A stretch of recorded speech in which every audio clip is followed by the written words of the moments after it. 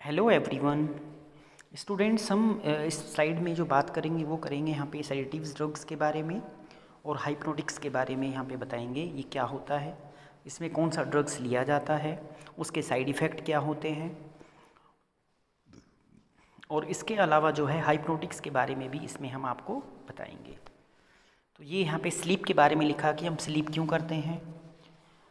इसमें की जो पॉइंट लिखा हुआ है ये absence of the wakefulness and markedly reduce responsiveness to the environment stimuli, यानी कि हमें जो हमेशा जगते रहते हैं उसके बाद हमें एक ऐसा टाइम आता है जिसमें हमें एक स्लीप लेना चाहिए जिससे कि हमारा जो ब्रेन है वो एकदम शांत रहे, वो ज़्यादा सोचे ना, हमारा नर्वस सिस्टम प्रॉपर तरीके से ठीक रहे, उसके लिए हमें एक स्लीप लेना होता है।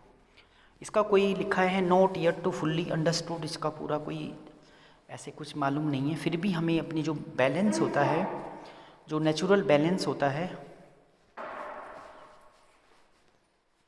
उसको मेंटेन करने के लिए हम जो है ये स्लीपिंग करते हैं और अपना जो बॉडी का ग्रोथ और स्लीप दोनों में जो है हम कंटिन्यू चलते रहते हैं। इसमें ईयरली जो है ग्रोथ भी होती है और हम स्लीपिंग भी करते हैं। नॉर्मल पर्सन जो है वो अपनी लाइफ का 1/3 जो हिस्सा होता है उसको स्लीपिंग में गुजारता है। और स्लीपिंग हमारी एक साइकिल होती है, इसमें हमारे जो इलेक्ट्रोफिजियोलॉजिकल जो स्टडीज़ होती हैं वो दिखते हैं इसके अंदर में। ये दो तरह के दिखे इसमें यहाँ पे, एक तो non rapid eye movement sleep होता है जिसको बोलते हैं NREM, इसमें क्वाइट और डीप स्लीप करते हैं, और एक होता है रैपिड आई मूवमेंट स्लीप, इसको REM बोलते हैं, जिसको पैराडॉक्सिमल के नाम से जाना जाता है। और जो इसमें NREM है इसमें डीप स्लीप लेना है और इसका जो स्टेज होती हैं 1 to 4 होती हैं इसमें, और जो है इसमें डीपर नींद आती है और 90 to 120 मिनट इसमें जो है लगते हैं प्रॉपर नींद आने में। ये टाइप्स ऑफ स्लीप होती है जैसे इंसोमेनिया, इसमें एनफ स्लीप होता है यहाँ पे लेकिन क्वालिटी पुअर होती है। हाइपरसोमिया में का मतलब होता है एक्सेसिव डे टाइम में जो स्लीपिंग, जो दिन रात सोते रहते हैं। और पैरासोमिनिया का मतलब होता है अनयूजुअल हैप्पीनेस, नाइट में जैसे नाइट टेरर और स्लीपिंग वेकिंग, जो जल्दी एकदम आवाज़ सुनी और उठ जाते हैं, तो वो जो है टाइप्स ऑफ इसमें स्लीपिंग है। उसके बाद बात करेंगे सेडेटिव्स की। सेडेटिव एक ड्रग्स होता है जो कि हमारी बॉडी को काम रखता है और पेशेंट को एकदम जब भी किसी को प्रॉब्लम होती है तो उसको सेडेटिव्स जो ड्रग्स हैं वो दिए जाते हैं और बिना स्लीप के भी वो हमारी बॉडी को एक तरह से फिट रखता है।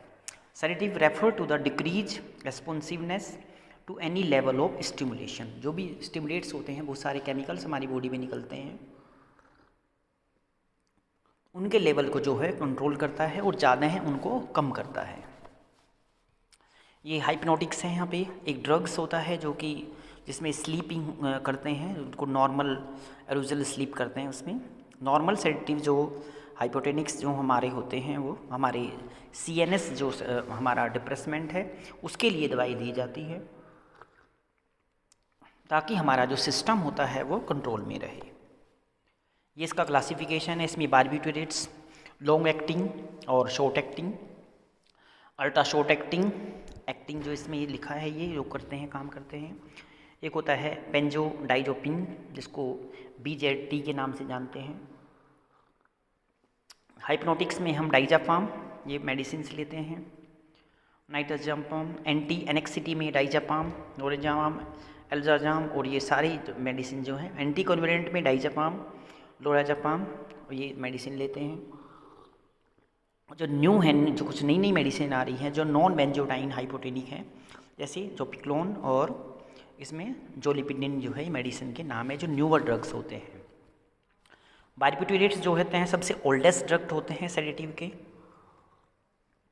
पुराने हैं ये, इनकी हाइपोटोनिक क्लास होती है और इनका कुछ डिसएडवांटेज होता है जैसे लो थेरेपेटिक इंडेक्स है और इसमें जो एक तरह से डिपेंडेंस होते हैं इसके ऊपर, हाई एब्जॉर्ब पोटेंशियल है इनका, इसलिए इनको जो है विड्रोल जो हो जाता है, इनको आजकल नहीं लेते हैं क्योंकि ये फेटल विड्रॉल सिंड्रोम भी इनके कारण जो है हो जाता है।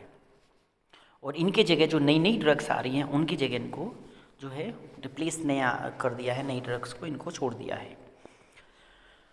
बारबिटूरेट्स जो होते हैं वो हमारे CNS सिस्टम को, हमारी बॉडी को मेंटेन करते हैं। स्लीपिंग के दौरान जब हम सोते हैं, किसी को नींद नहीं आती है तो डोज देते हैं, तो उस टाइम जो है वो उसको डोज डिपेंडेंट इफ़ेक्ट जो है उसको करता है। लेकिन डोज भी प्रॉपर होना चाहिए, ना ज़्यादा होना चाहिए ना कम होना चाहिए। सेडेटिव जो ड्रग्स हैं वो हाइपोटोनिक में चेंज करते हैं, उसके बाद एनेस्थीसिया में और लास्ट में कोमा में वो पेशेंट जा सकता है अगर अब बहुत ज़्यादा दवाई का वो यूज़ करेगा तो। इसका जो एक्शन होता है, मैकेनिज्म होता है जो इसका, दीज ड्रग्स जो है इंक्रीज करते हैं हमारी बॉडी में क्लोराइड चैनल को ओपनिंग करने में, इंक्लूडिंग जो GABA होता है, गापा बोलते हैं इसको हम, गामा के नाम से ये यहाँ पे जाना चलता है। एंटी ब्यूटाइडिक एसिड जो होता है ये एट वेरी हाई जो कंसनट्रेशन बारबिटूरेट्स लेंगे यहाँ पे वो डिप्रेस कर देता है हमारे सेंसिटिविटी को, जैसे सोडियम और पोटेशियम चैनल लेवल को मेंटेन करता है। और ये ब्लॉक कर देता है एक्सिड जो ग्लूटामेट रिसेप्टर है उनको ब्लॉक कर देता है। ये मैकेनिज्म बताया है। इसका एक्शन क्या है यहाँ पे, जो at higher dose barbiturates can be acted GBA mimic कर देता है इसको। और बारबिटूरेट्स उसके बेंजोडाइजापीन और ये बाइंड करता है GABA के साथ में और फैसिलिटेट करता है एक्शन में। और फिर इसके बाद में ये यहाँ पे मेम्ब्रेन हाइपोपोलराइजेशन CNS डिप्रेशन को ये कर देता है।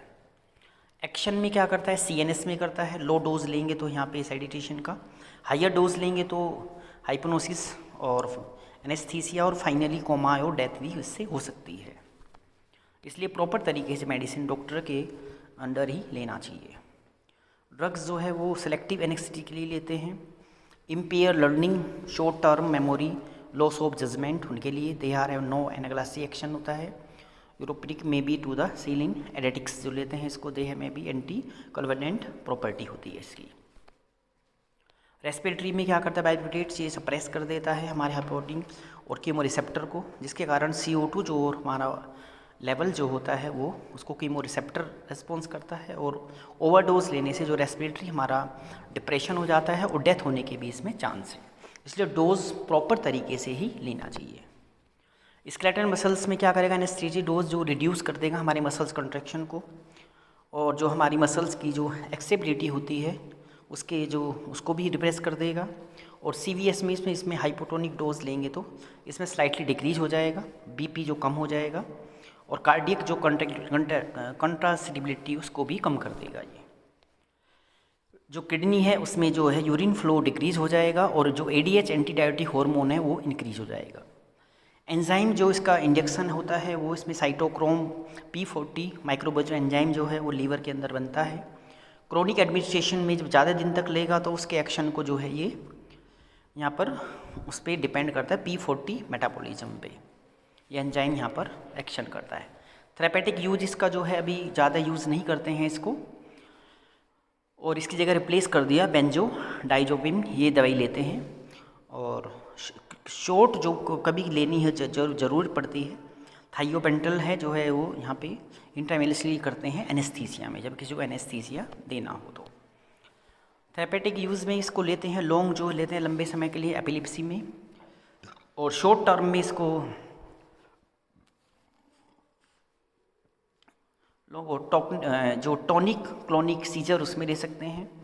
सब कभी कभी जो है एडजस्ट इसमें ले सकते हैं इसको, साइकोसोमेटिक डिसऑर्डर जिसको हो जाता है वो शॉर्ट टर्म के लिए इस मेडिसिन को ले सकते हैं। फार्माकोकाइनेटिक्स का मतलब होता है ये हमारी बॉडी में कैसे एक्शन करता है, कैसे लेते हैं इसको, ओरली लेते हैं जो ओरल रूट है उसके द्वारा, और हमारी बॉडी में पूरा डिस्ट्रीब्यूट हो जाता है, प्लेसेंटा को क्रॉस कर सकता है और मिल्क में जा सकता है जो बेबी फीडिंग करेगा। इसकी सोल्युबिलिटी जो होती है लो होती है, लिपिड सोल्युबिलिटी, और ये एक्सक्रीटेड हो सकता है अनचेंज होकर हमारे किडनी के द्वारा यूरिन में फिनोबार्बिटल के रूप में। हाई लिपिड सोल्युबिलिटी जो होती है वो मोर पोलर होता है, और वो लीवर के द्वारा जो है वहाँ पे एक्सक्रीट किया जाता है। लीवर के द्वारा सिंपल फॉर्म होता है, फिर किडनी के द्वारा वो एक्सक्रीट कर देते हैं थाइयोपेंटोल के रूप में।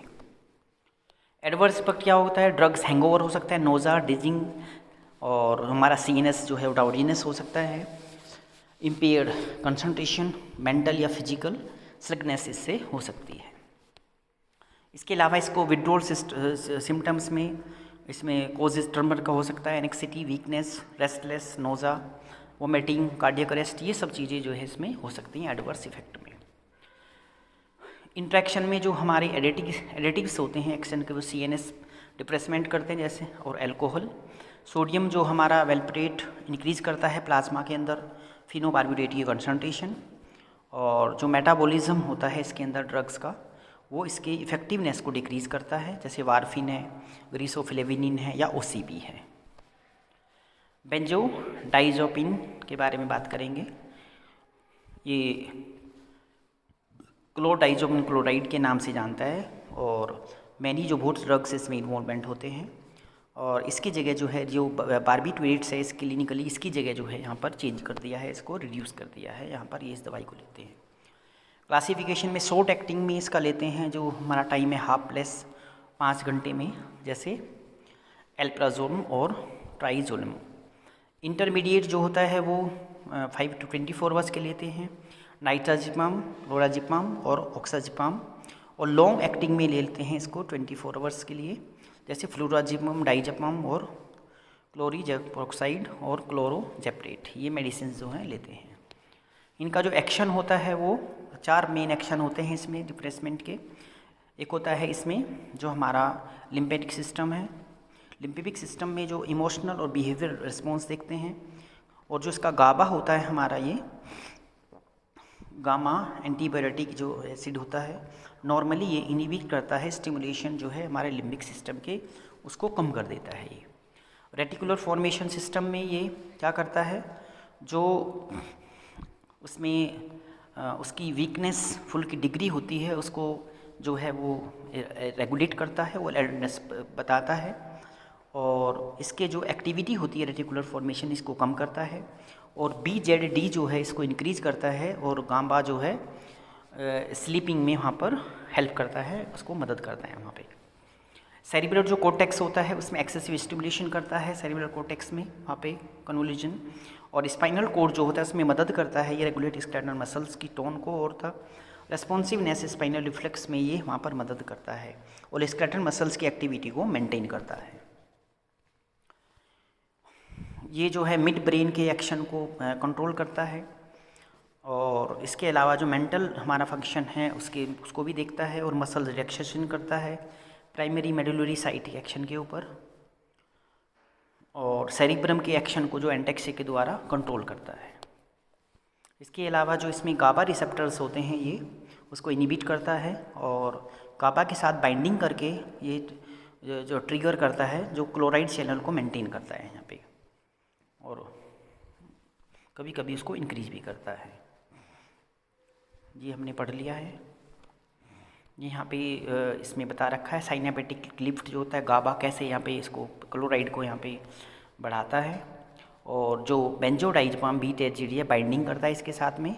ये गामा सब यूनिट है इसका, पोस्ट साइनेप्टिक मेम्ब्रेन है, ये साइटोप्लाज्म है यहाँ पे डायग्राम है कैसे करता है, डायग्रामेटिक बता रखा। क्लोराइड के ये मॉलिक्यूल हैं यहाँ पे जो इसमें नीचे आ रहे हैं। यहाँ पे एक्शन में CNS जो एक्शन है इंक्रीज करता है ऑनसेट स्लीपिंग में, और जो अवेकनिंग है उसके में रिड्यूस करता है। टोटल स्लीप टाइम को इंक्रीज करता है, स्केलेटल मसल्स रिलैक्स करता है, और नॉक्चुरल गैस्ट्रिक सिक्रीशन को कम करता है, और स्ट्रेस लेवल को ये एकदम कम कर देता है। एनेक्सिटी डिसऑर्डर ये एक ऐसा डिसऑर्डर होता है जिसमें एनेक्सिटी हो जाती है, और जिसमें जो खाना है प्रॉपर तरीके से जो है वो खाना हजम नहीं होता, उसको ट्रीट करता है। जो एडिक्शन होता है उसको कम करने में यूज होता है, तो उसको एनेक्सिटी डिसऑर्डर के नाम से जाना जाता है। इसलिए सीवियर एनेक्सिटी होती है तो उसको शॉर्ट पीरियड टाइम में ये ठीक कर देता है। थेरेपेटिक यूज मस्कुलर डिसऑर्डर जो है इसके ट्रीटमेंट करने में ये मदद करता है, और जो एमेनेसिया होता है इसका जो यहाँ पे एंडोस्कोपिक है या ब्रोंकोस्कोपी है उसमें ये एंजियोप्लास्टिक के रूप में ये यहाँ पर काम करता है। थेरेपेटिक यूज में सीजर में इसको हम यूज़ करते हैं, जो एलिप्लेसी BZ इसको यूज़ करते हैं यहाँ पे। स्लीप डिसऑर्डर में भी इसको यूज़ करते हैं, वहाँ पे भी एज ए सेडेटिव जो है इसका एक डोज बना के दिया जाता है। और फार्माकोकाइनेटिक्स में जिसको ड्रग्स होता है वो लिपोफिलिक होता है, और ये एब्जॉर्ब हो जाता है ओरल एडमिनिस्ट्रेशन के द्वारा, और हमारी पूरी बॉडी में जो है ये डिस्ट्रीब्यूट हो जाता है। BZD जो है ये मेटाबोलाइज करता है हमारे हिपेटिक माइक्रोसोमल एंजाइम के द्वारा करता है ये, और इसको फिर ये इस सिस्टम को एक्टिव कर देता है।